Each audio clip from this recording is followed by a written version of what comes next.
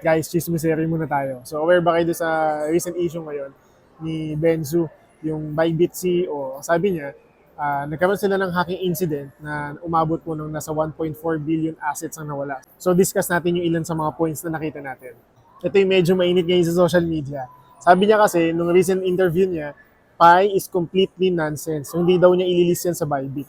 Sabi ni Bitpinas, Bybit hack estimated to be the largest crypto hack in the history. Commercial lang guys. Alam niyo ba, sabi ng mga experts, yung mga nababasa natin, tsaka ilan sa mga kaibigan natin sa crypto space, kapag malapit na daw ang bear market, naglalabasan yung mga ganyang hacks. At most likely, ang target talaga niyan, mga malalaking exchangers. So hindi ko alam kung ano ang point nila dito. Point ba to para magkaroon ng panic selling? Para mag-withdraw ba tayo ng mga assets natin sa mga exchangers? Yun yung side natin. Pero sa side kasi ng mga whales, it's an opportunity. It's a buying opportunity for them na lahat ng magbibenta, babagsak ang presyo. Alam naman natin yan, supply and demand. So sabi dito, but it makes you wonder, Bybit CEO funds, Pi, his exchange is hacked the next day.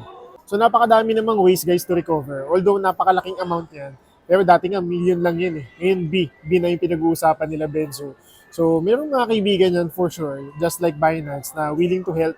Based dun sa recent reports, naka-hold na. Kumbaga yung address na pinag-depositan na itong 1.4 billion worth of assets, naka-hold na siya. So wala na siyang way to recover or wala na siyang way to transfer yung assets na nakuha niya. Either way, ang gagawin na lang talaga niya dyan, it's either isurrender niya, ibalik niya kay Benzo, or ibenta niya ng mas mababa kay Benzo pa din. Kasi wala siya ibang way eh. So after 12 hours of hacking, Bybit CEO confirms all customers' withdrawals have been processed. So our lesson for today guys, making sure na meron kayo tinatawag na cold storage. Kung di man ganun kalaki yan ang assets natin, making sure na maging practice pa din natin yun. So for my last point, when it comes to international exchanger, alam natin napakabilis talaga nila umaksyon. So imagine nyo after 12 hours, back to normal na sila agad.